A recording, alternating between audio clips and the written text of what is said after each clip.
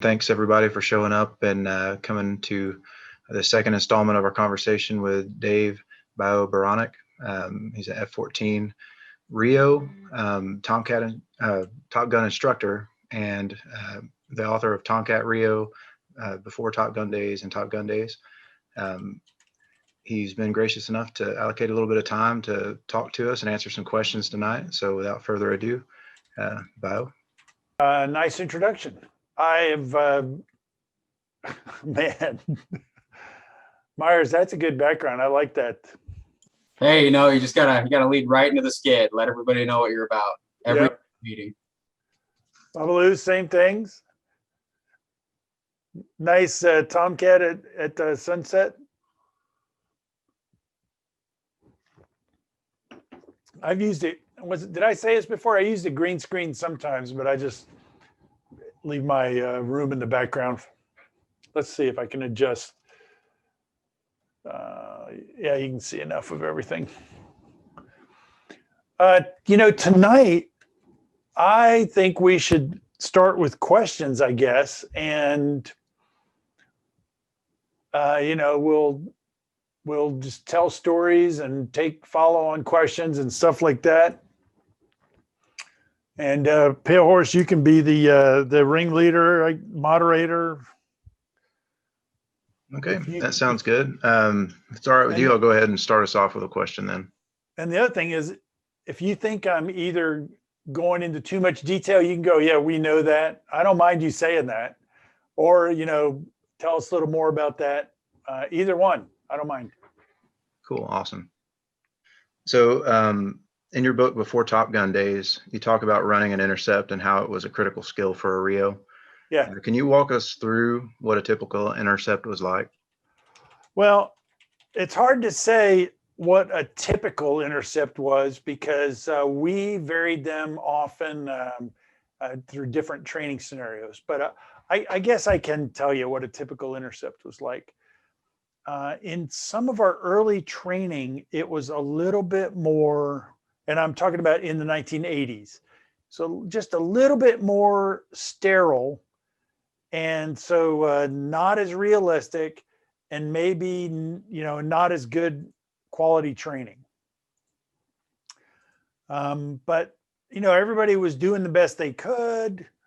And also there's some benefit to, do you guys use the term part task training? I mean, when you start your job, your first day on the job, they don't tell you to, you know, do the most complicated thing in most cases. So there was some, you know, value to crawl, walk, run. So our common intercepts in the early days was a 2 versus unknown and about a 30-mile setup. Sometimes it was only 25, sometimes it was 35. And that's actually defensible. You could go back and look at combat records, but I remember I remember when I took over a lecture at Top Gun, it was about intercepts. I looked up a bunch of information from Vietnam intercepts. And this because I was giving my lecture started giving my lecture in 1984, 85. Vietnam was the most recent, you know, combat that we had.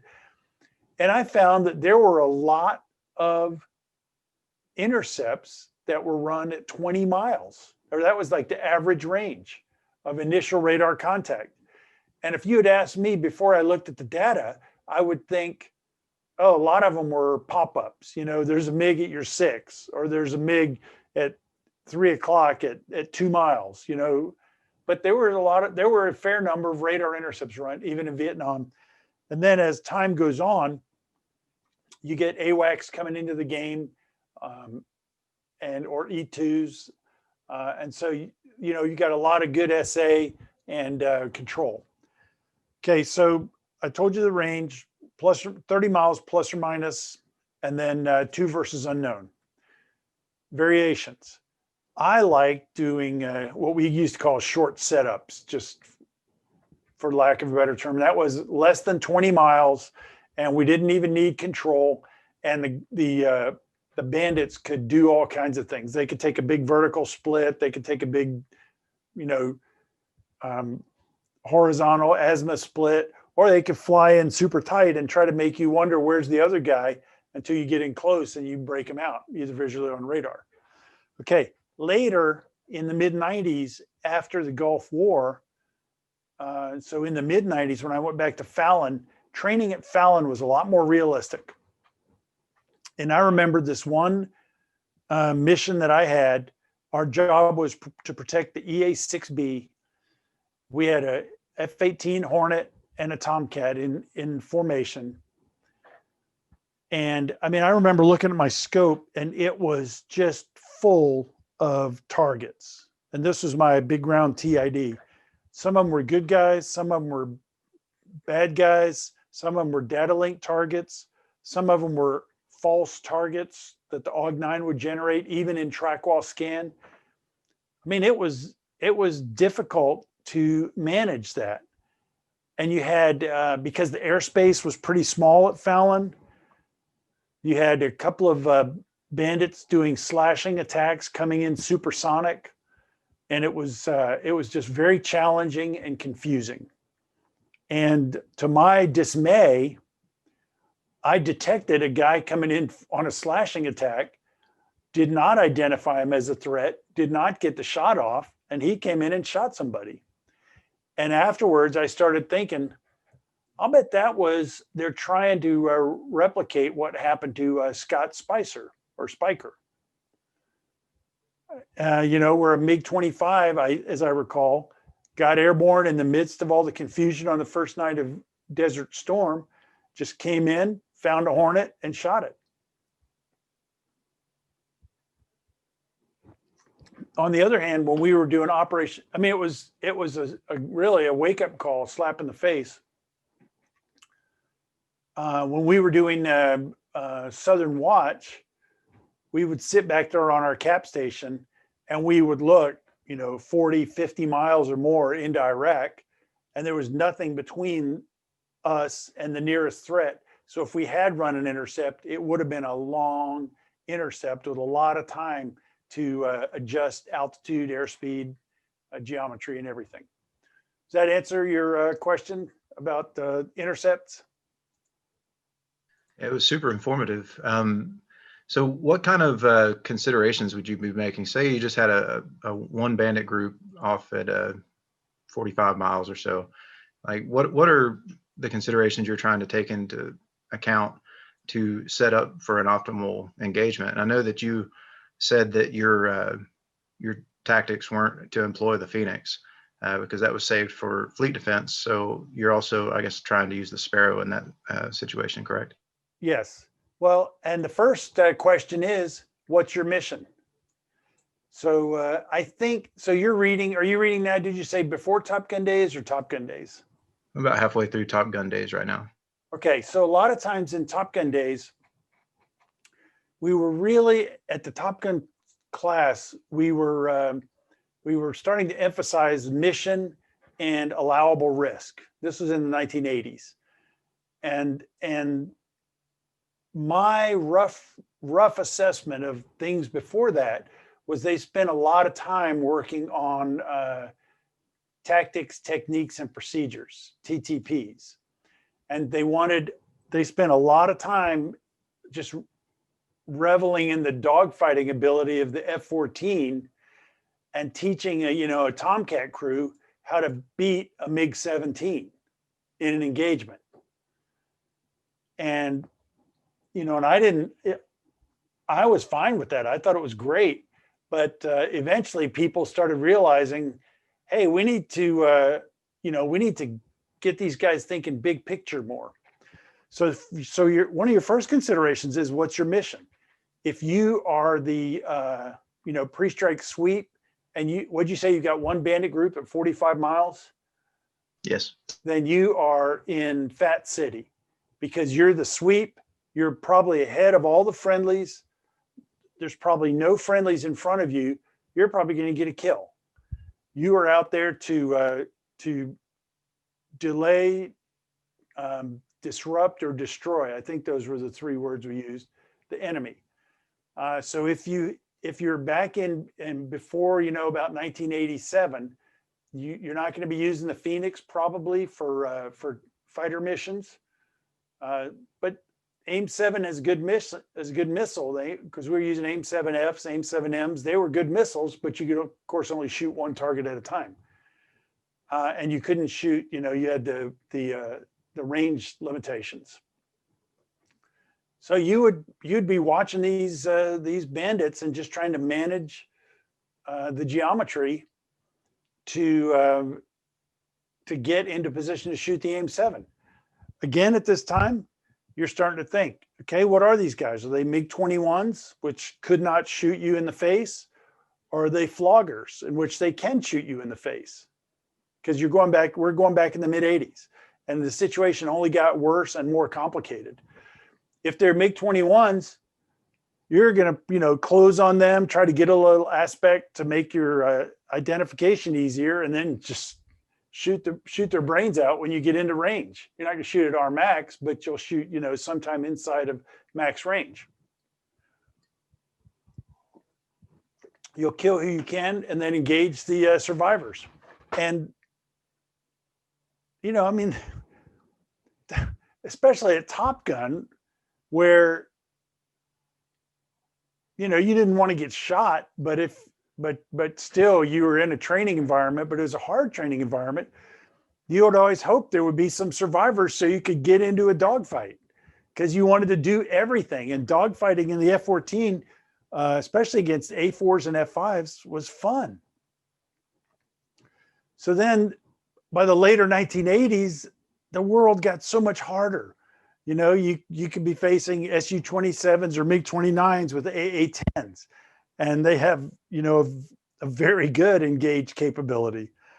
And the whole intercept tactics got a lot more complicated, and they got even more complicated in the 90s. So, there's just so many considerations. And you got to have a lot of those. You have to have most of those defined before takeoff, because it's going to be what's your mission, et cetera. If you are like a strike escort, and do you guys even use these terms anymore? Sweep, escort, bar cap, you guys are still using them? Okay. Because a lot of times people are using, offensive counter air, defensive counter air, and things like that. And you can match up the terms. But if you're a strike escort and you see a target, or a group at 45 miles, you're probably not going to worry about them just yet, because they're kind of far away. You're probably over hostile territory. If they're just out there, you're not going to worry about them, because they're not a threat at 45 miles. Now, they can become a threat, but it could be some guy on his FAM-1 and, he doesn't even know you're there. So there's so many different considerations. Cool, thanks. I hate it when the coaster sticks to the bottom of the glass. Yeah, we all have these problems. I mean, first world problems, right? So I was chastised last time because we failed to ask you any questions about the movie Top Gun. So can you tell us a little bit about your participation in the filming of that? Oh yeah, sure. Right up front though, when you say you were chastised, that's good. Man, a Top Gun flight would sometimes only last 1 hour, and the debrief could easily go an hour and a half. And we rarely called it being chastised, but yeah, that's how you learn. Okay, when the Top Gun movie came out, I was an instructor, and there were 16 instructors, and we have our names in the credits at the end of the movie. And we all contributed as a group at some level. And the things we did were our lead liaison, who was Rat Willard. He had a rough copy of the script. And the script had already been worked on with some script writers and at least a retired admiral, Pete Pettigrew, who was a MiG killer in Vietnam and a former Top Gun instructor a long time ago. And they had already come up with the script, but they sent us the draft and it had just a lot of things in it that were not acceptable. And so Rat would read it, and he's put in a lot of time on his own on evenings and weekends, reviewing it, making notes, and sending in comments. And then sometimes, though, he'd come into the squadron and he'd ask, a group of guys sitting in the ready room, what do you guys think of this? And it would be, he would either be looking for our opinion, or sometimes it would be like, this is like goofy. Most of our comments were flying things or class things. They'd have them doing something that was obnoxious, but just over the limit, or, just couldn't be filmed or something like that.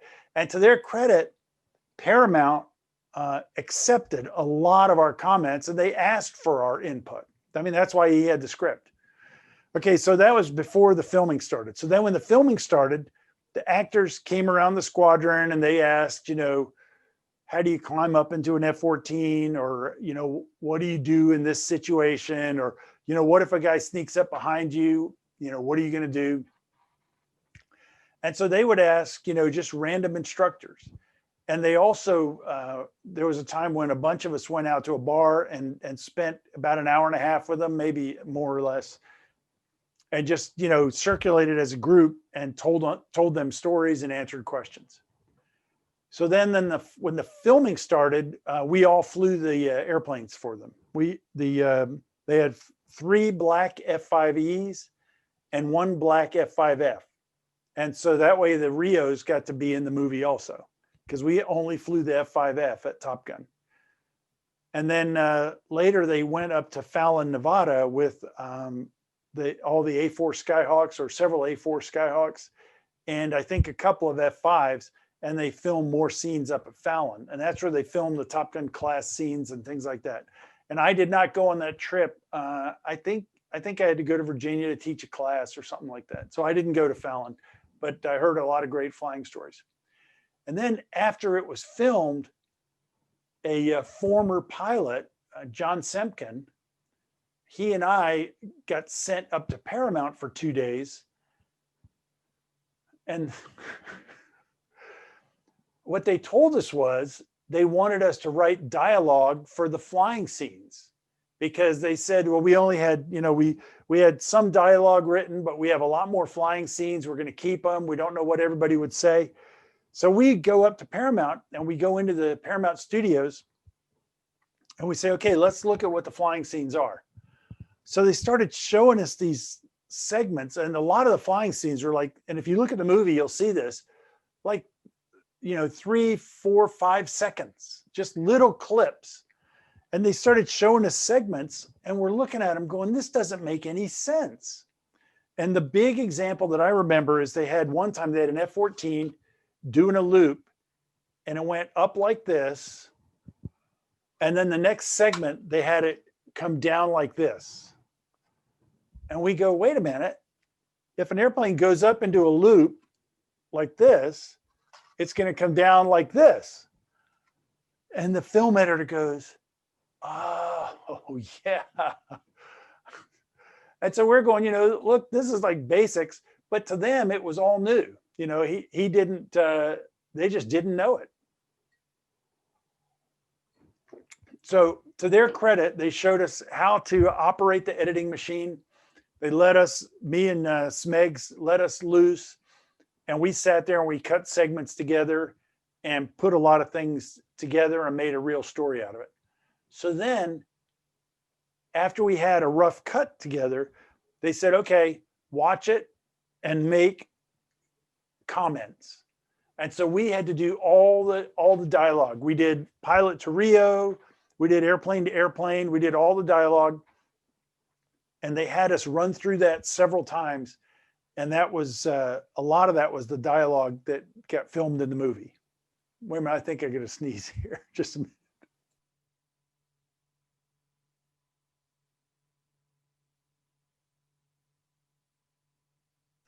I thought I'd spare you guys my sneeze, but I didn't have.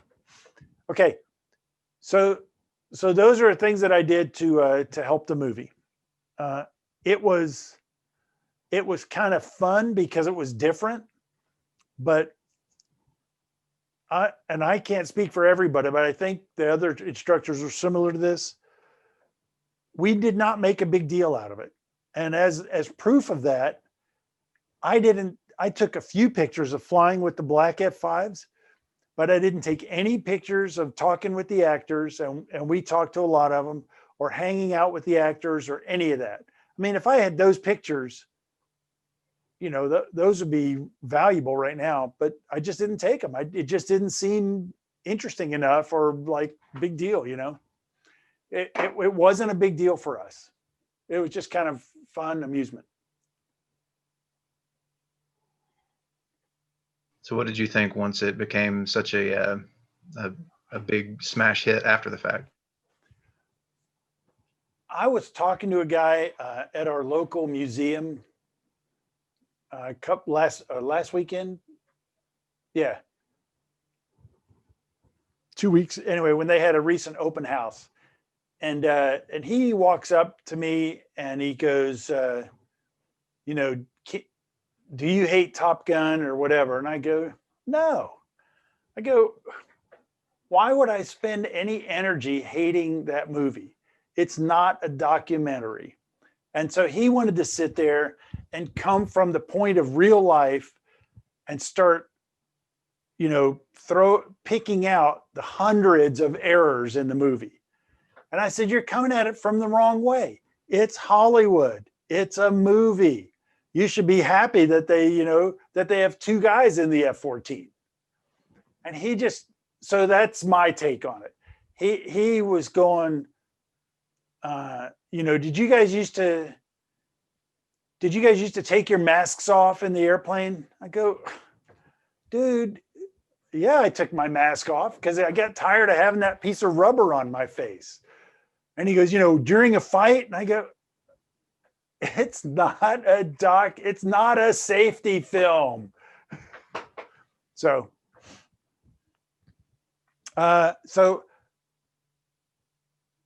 when I finally saw the movie, I was surprised that they had as much flying scenes as they did in it, that the flying scenes looked as good on the screen as they did, and that the rest of the movie, I mean, it was, you know, exaggerated, but it wasn't terrible. And then I was glad that the thing was a hit.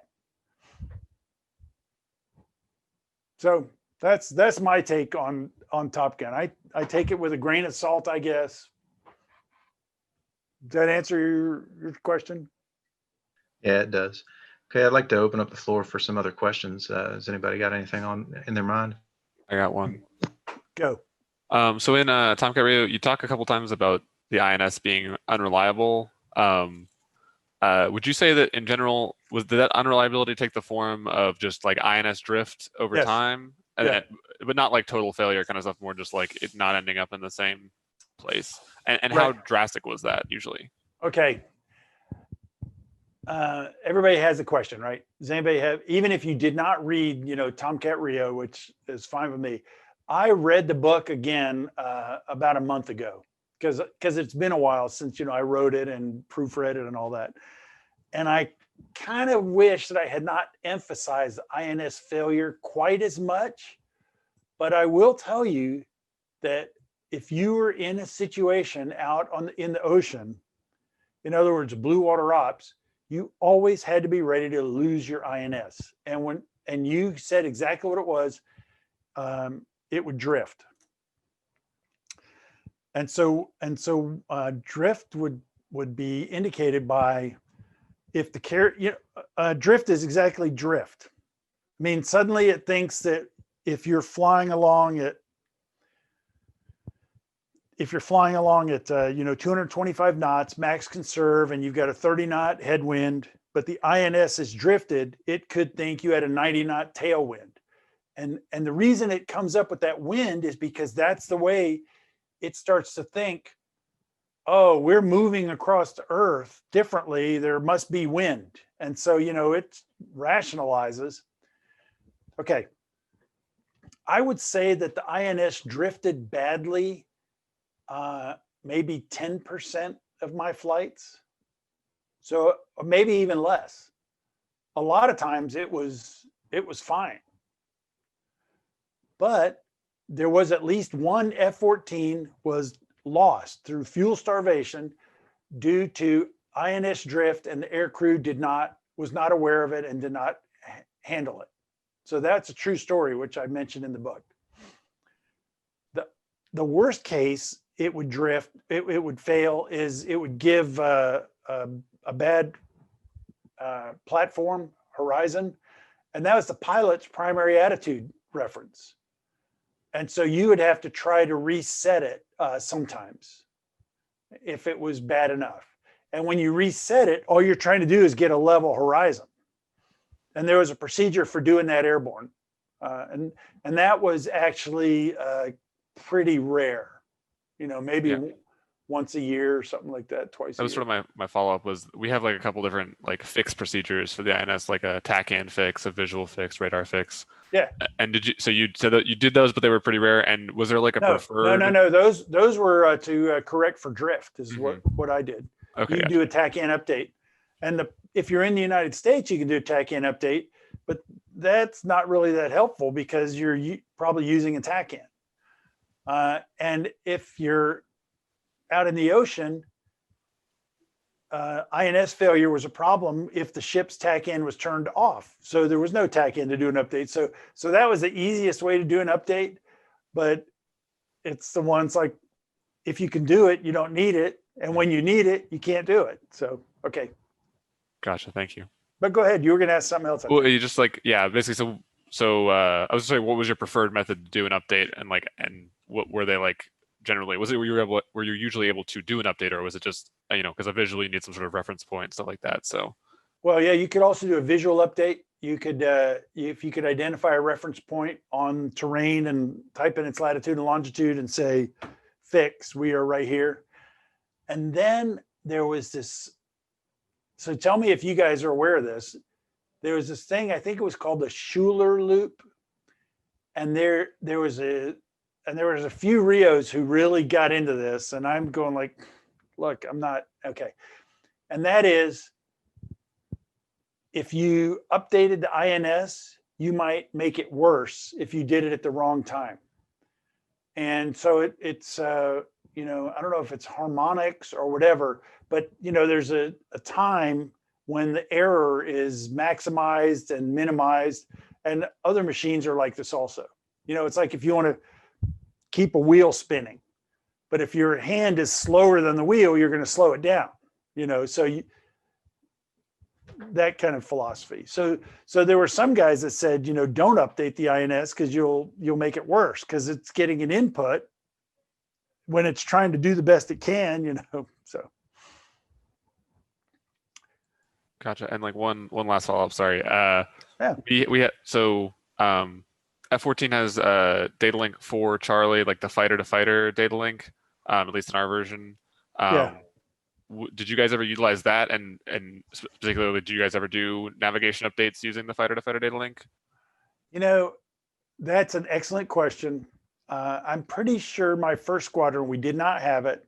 And then I left there in 1984, and then it came in 87, and we used it some, but part of the problem was I can't remember if there was something the RIO had to update. There was a thing where you could send information plane to plane, but the RIO had to manually dial it in, and guys would always forget because it just wasn't. Because it wasn't in everybody's habit pattern. And so, and maybe I'm depicting myself as a dinosaur or something, but if you use fighter-to-fighter data link, you've got to have either a pretty clean picture, or you've got to have real confidence in what the guy is sending you. And I just felt like in the AUG-9, I just wasn't that confident with things sometimes. I mean, I had a confidence level under certain circumstances, but other times I'd go, can I really trust that? So And just from you bringing that up, it reminds me of another tool, the television camera set, TCS. Do you guys have TCS? We do, yes. You know, it was a toy. We played with it, but I rarely found it real useful, mainly because of atmospheric haze.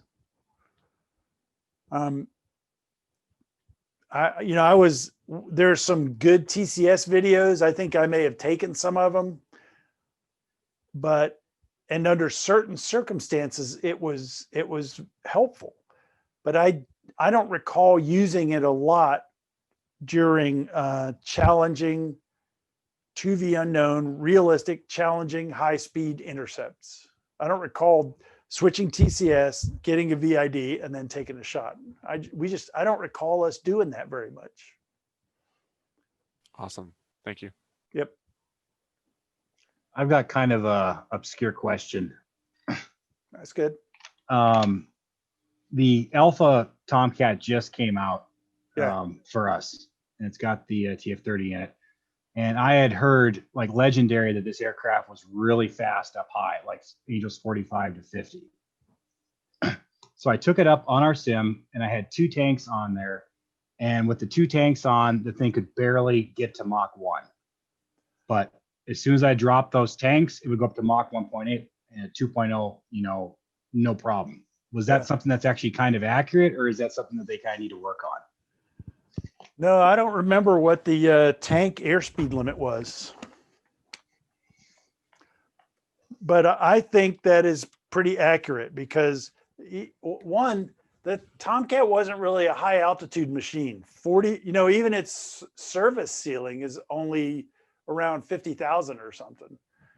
And if we would sometimes fight, and the F-15s would want to go up to 40,000. That's because they were good up there and we just weren't. We were good down at 5,000. There was a chart that was showed, it was unclassified, and it was shown in a briefing, and it showed how the TF-30's thrust at, like 0.5 Mach and above was a huge increase. And it was, but I don't have that chart. So if you feel that in DCS, then they modeled it correctly. Okay, so before we go any further, I'm keeping an eye on the clock, but Pale Horse, we're going to go for about an hour tonight, right? Yes, sir. Okay, that works for me. So we can go a little bit longer and stuff. One of my main things is there's a rocket launch tonight, and I got to go get set up with my little video camera. Okay, I think Mando had a question. Go. Hello again, Bio. My question is more about BFM. Yeah. The RIO's role, like after the merge. For me, I like to have my RIO call out speed and altitude approximately every 5 seconds because I'm just so concentrated on what's in front of me and trying to get behind my adversary. What did you like to do as far as your SOP after a merge? Well, it depends on if you're 1v1 or 1v unknown, or, or 2v1 or, whatever. If you're 1v1, it's really hard to make yourself useful, you don't want your pilot to think that you're second guessing him or whatever. But I did have, and I wrote about this in a book. I had one pilot who wanted me to tell him our airspeed every few seconds, but that was just a phase he was going through to refine his control and feel and everything. So when we were in a 1v1, I would mainly sit there and I'd monitor our airspeed for my own edification because you didn't want to get too slow because there was, I was kind of gun shy about departing and stuff like that. Because if you depart, then you could stall an engine and then you get in a flat spin and blah, blah, blah.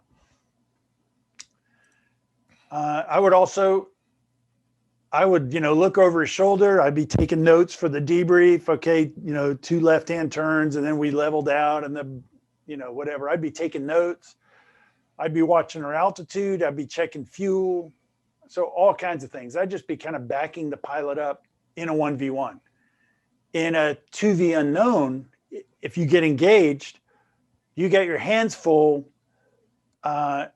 keeping track. The pilot is theoretically prosecuting at least one bandit. And so that's where, about 80% of his concentration is.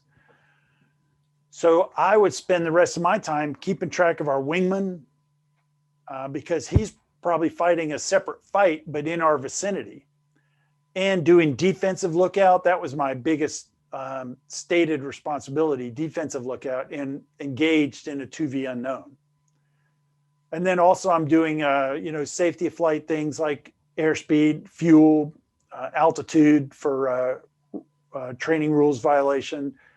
I'm checking that we're still inside the area, all kinds of stuff like that. So the RIO can be very busy.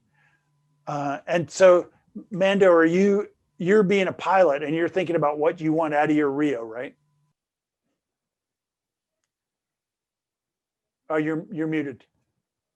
Sorry about that. I was just thinking more like, how can we maximize our efficiency as a crew? Because I know a lot of the workload is going to be on me in a BFM engagement. So I was just wondering what my RIO could do to help me out. Keep track of, defensive lookout, keep track of your wingman, keep track of any other bandits. If you're in a training situation, watch for training rules. If you're in a realistic situation, watch your fuel, because you don't want to fight down to 3,000 pounds in the middle of enemy territory. So he's got to just have his head in the game. Copy, sir. I appreciate it. Hey, can I answer this question that Pancake put out? What types of intercepts are there? Sure, go for it. Lateral separation. How does the lateral separation come into play here?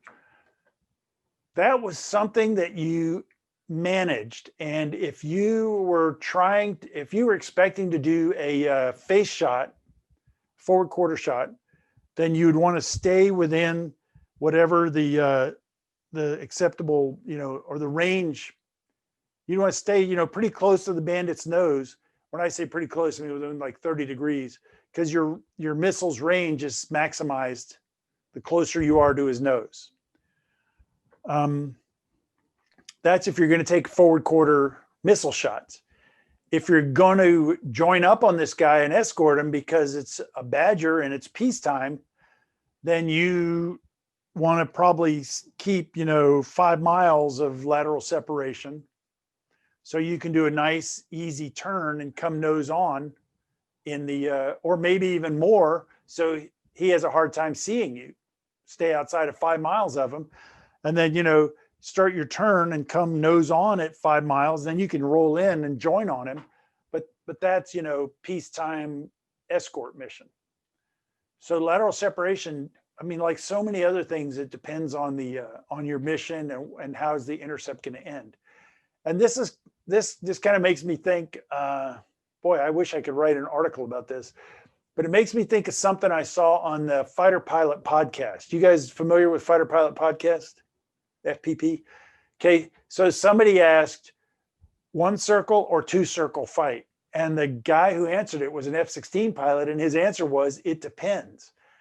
But then, that's not like a dodge just to get out of answering the question. That's a setup, because he goes into a very nice, orderly explanation of F-16 versus F-18, 1 circle versus 2 circle considerations. And he tells you all this, and it's like, okay, I got it, so it's hard to say I'm always going to do 1 circle, or I'm always going to come nose on at 15 miles or whatever. So it really depends. If the guy you're intercepting has forward quarter missiles, you want to stay away from his nose if you can. But of course, he's probably going to hot nose you because he probably has GCI or radar and he knows where you are. So that's going to be, difficult for you. So the other reason I wanted to get to this, though, was what Top Gun did. When Top Gun first started during the Vietnam War, I believe they had a week of air to ground, of dropping bombs. But then they cut that out. And when I came along, and of course the F4 was was still around a little bit, but was retiring. And the F-14 did not have air-to-ground capability at the time. So for a few years there in the 1980s, plus or minus, Top Gun was strictly air-to-air, and it was 5 weeks long. And they did no SEAD or SEAD. They did no strike mission, nothing. Strictly air-to-air. But then by the 1990s, Top Gun went up to Fallon. They started, everybody became a strike fighter. And so they did put air-to-ground delivery back in the syllabus. And also the Top Gun class became much longer. I mean, when I went through, it was 5 weeks, Monday through Friday, almost all daytime. It was like a gentleman's course. I mean, it was very challenging flying, but it was reasonable compared to what they're doing now, which is much greatly detailed strike planning and all kinds of stuff. But that's because air combat has become, it's a lot more complicated now than it was in 1982, 1985. Okay, so thanks for asking that. A division pattern for dropping LGBs.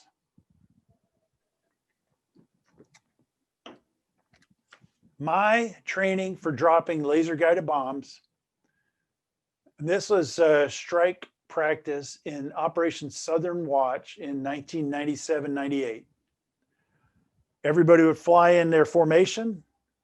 We would identify our targets using Lantern or the Hornets pod, and you'd drop your bombs. They'd go to the targets, and then you'd leave.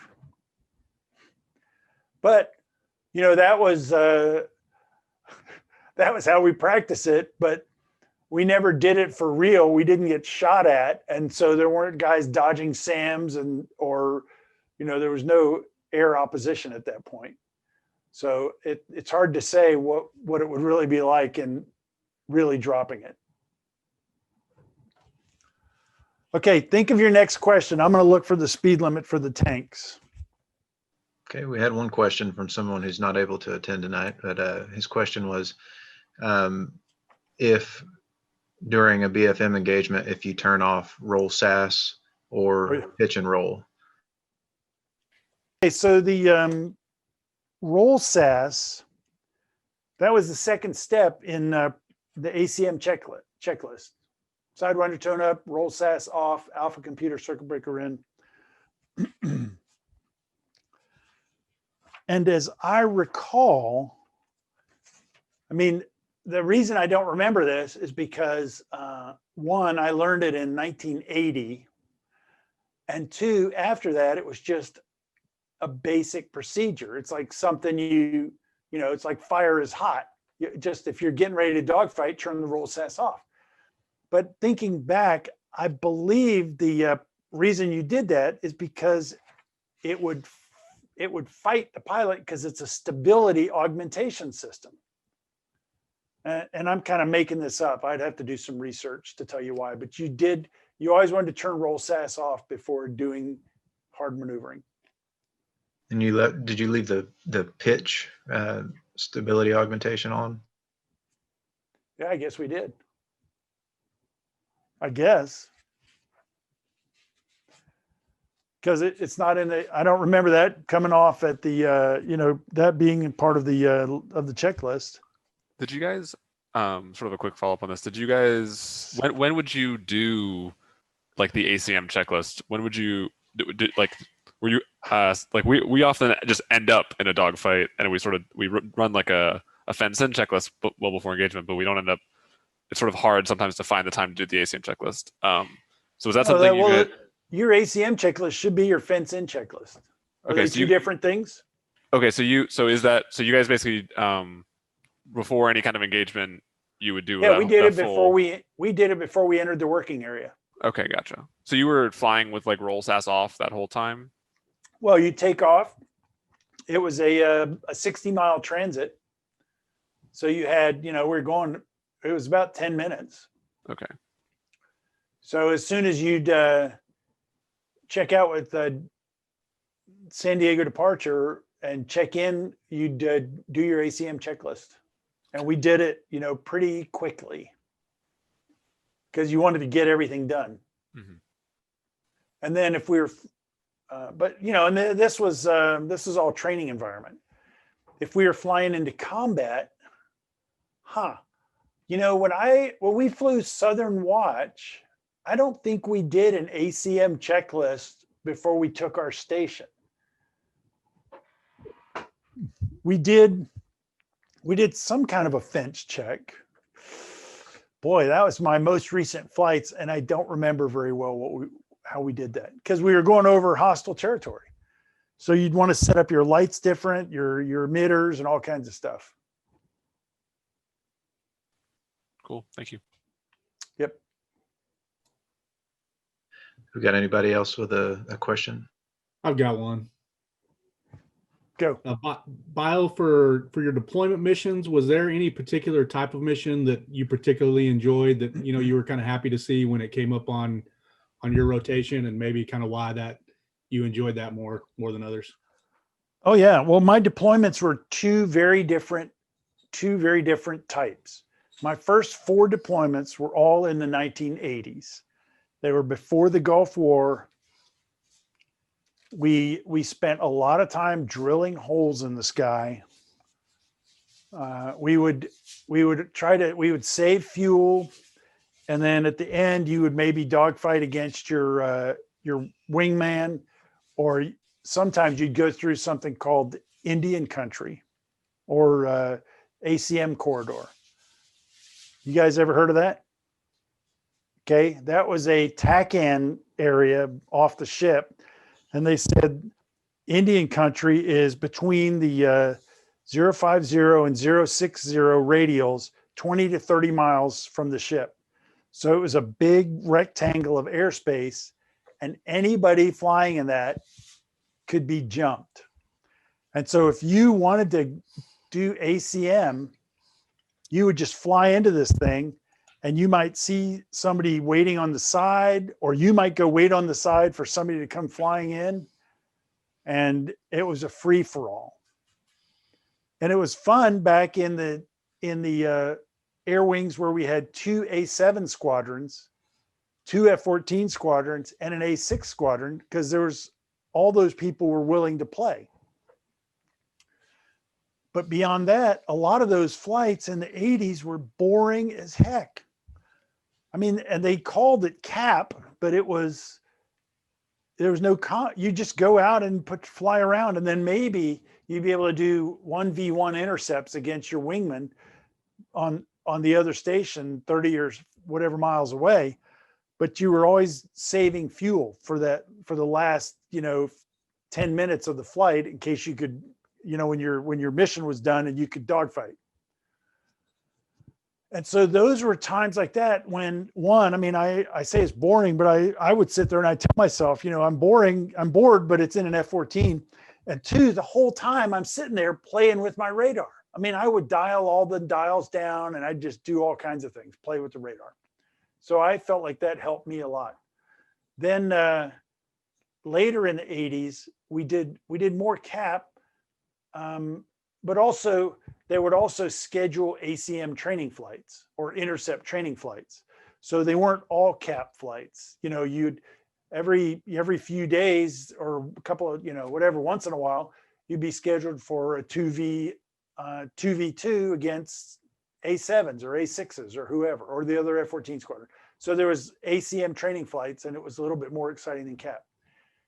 That all changed in the 90s when the Navy instituted the Strike Fighter Weapons and Tactics, SFWT program. There was no time airborne was wasted. I mean, in the 80s, we would take off. We just do what you want, fly around. In the 90s, those guys, and I was very impressed because at this time I was a squadron XO and CO, and these were my junior officers, and they were on the program. They were very professional. We were trying to use every minute and every gallon of gas for good training. There were good debriefs, all kinds of stuff. So things became a lot more challenging and professional in the 90s.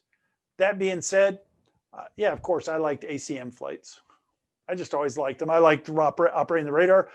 I liked the short setups when we would do 20 miles separation. Okay, we got 20 miles, turn in. Can you see if you can find me? It was just more dynamic. Things happen quicker, etc.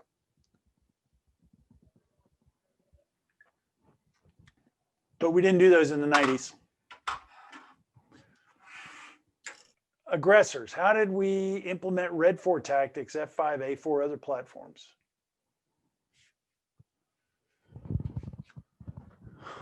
Well, it was easy when you're flying against, if you're simulating MiG-17s and MiG-21s and MiG-19s, because the F5 and the A4 could basically replicate that performance.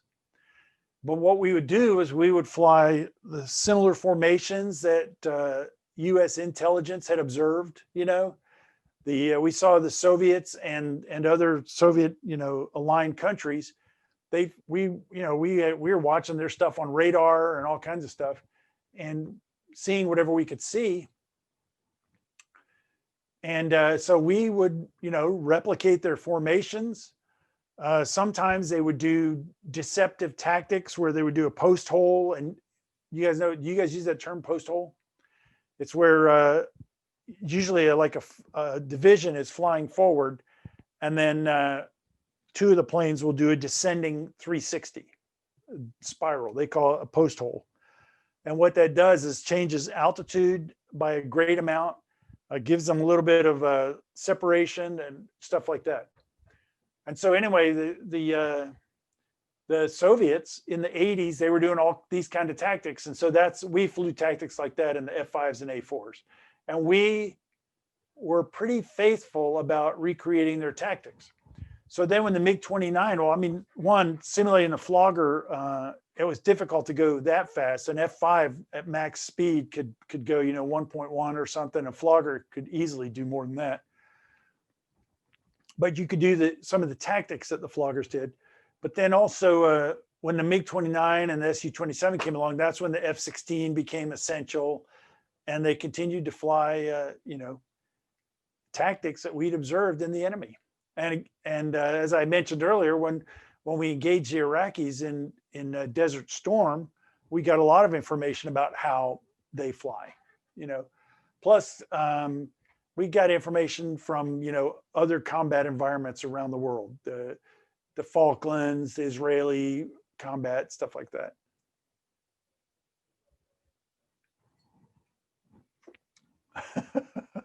Okay, what's the Fighter Fling 2004?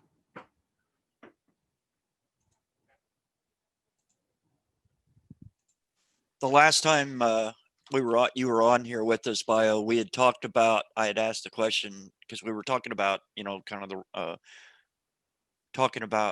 there a rivalry between Tomcats and Hornet pilots? And we had a short discussion on that. And I mentioned to you or recommended to you to go back and look at the Fighter Fling 2004 video that was put up on YouTube. And I was curious if you had ever gotten to it. I did not. Is that the one that begins with the Tomcat's first flight and then the Tomcat crashing? Yep, that's it.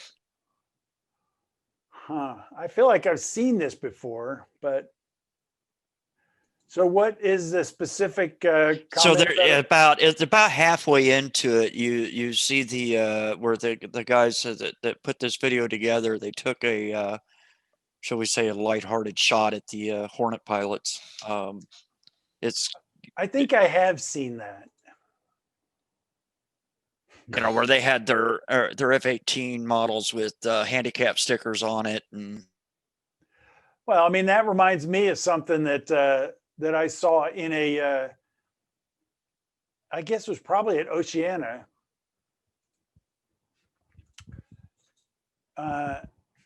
Because I can't think, I was never in an actual Hornet squadron, but I can't remember where I saw this. But have you guys ever seen the Know the Threat posters? These things were big back in the Cold War, and they'd say, know the threat. And it would say MiG-21, and it had a couple of recognition pictures, and then it would say, attributes, liabilities, and it would say, small size, high speed, maneuverable, and then liabilities, low fuel, and all this other stuff. So know the threat. So the Hornet guys made a know the threat one about the F-14. And I'd love to see that. Oh, it was hilarious. It was, and it was just, overview. And the description was something like overrated interceptor, famous for one role in a below average movie, or just Hornet guys just throwing darts at the Tomcat left and right. And I'm just sitting there going like, whatever, I don't care.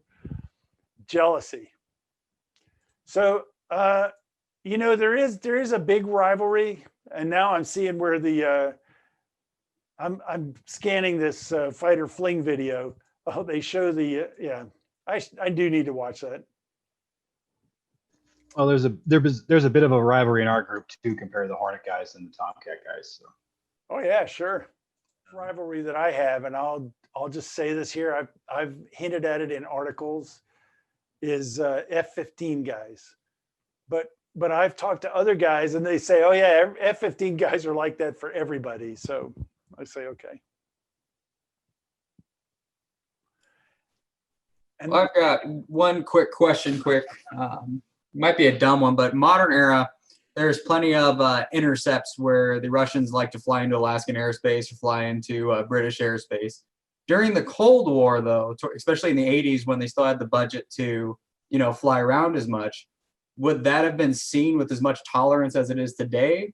Or if they cruised into Alaskan airspace, would have all hell broken loose? Or what was the ROE? I don't think they go into Alaskan airspace.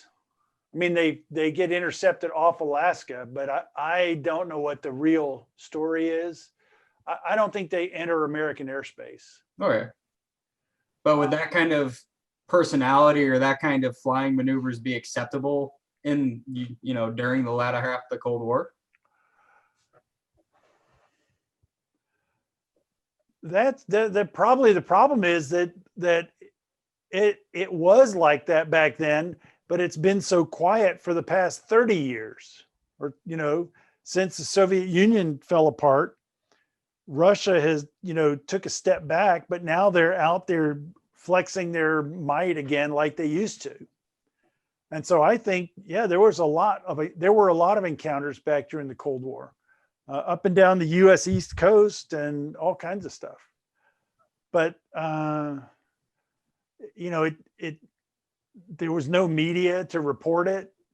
It might be in the newspaper, but the world was so different back then in terms of information and now all media knows that everything is dependent on views and eyeballs, and so they push buttons. They write the most inflammatory headline they can, and then you got to read it and go, oh, it was 150 miles off Alaska. It wasn't off the beach of Alaska, or whatever. I'm just making that up. Yeah.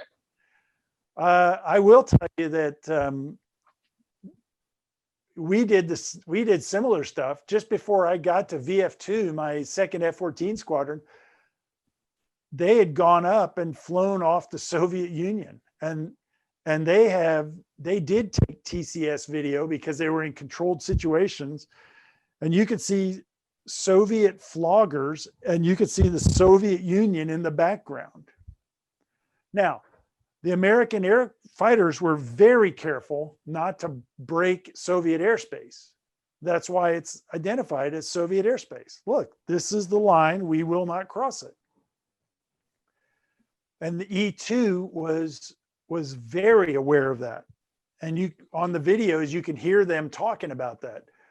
But they got right up to it, so we were in their backyard. And there were a couple of times when American carriers would do that, and sometimes multiple carriers would do that. And they did it also over in the Atlantic, up going into the fjords and off Norway. And that was all part of President Reagan putting pressure on the Soviets and the US being assertive. And the Navy was a big part of American, war plans. So, Understood. Thank you. yeah. Operational environment towards the end of the Cold War. What is that? Oh, that was my question that I just asked. Okay. All right, good. Yeah, I mean, I'm not saying the Cold War was a good thing, but it seemed like things were more stable back then. Now there's anyway, the geopolitical environment is very different, and so many things are different. Okay. I hope I have answered you guys' question. I'm going to write down a note to myself, 2004 fighter Fling video. I thought I wrote that down last time, but. So we assigned everybody that RSVP'd for this video conference a number and ran a random number generator to determine who would be the recipient of the book giveaway for Tomcat RIO. And the recipient who is going to be the winner is Mando. Okay. Congrats, man. Congrats, man. Congrats, Mando. Looking He forward to wins it. everything though, so that's why he got that call sign. Yeah, freaking cheater. You don't recount. You don't have it yet, do you? No, sir, I do not. So I'm looking forward to it. Okay, I'll sign one, and Paleface will get me the info, and I'll sign it and get it in the mail to you. That's Thank you, gonna sir. stick. Wait, I think you just renamed me, Bio. Pale Horse. Oh my gosh. Sorry, dude. Wait, what did I miss? Nothing. So Pale Horse, now you can go, Bio. What did I do to you? So Pale Horse, I'll help bury this if I get a signed copy of one of Bio's books. I'm just saying. Yeah. Oh man. Hey, you're still have to be renamed Warhawk, so. Go for it. You know, guys could get new call signs from a variety of reasons, and then sometimes they'd be temporary call signs and they revert to their original, whatever. Okay, you guys are going to go do other things, right? You're going to fly or something like that? Yeah, we Yeah, we gotta go kill some hornets. We have Okay, a dogfight cool. tournament running tonight, so we're gonna see who's number one. Have fun. Good luck. Happy Thank you hunting. very much. Thank you, Bio. Thanks, Thanks, Bio. Man. Always thanks for the appreciate time. I it. enjoy talking to you guys. Real pleasure. Thank you. See ya.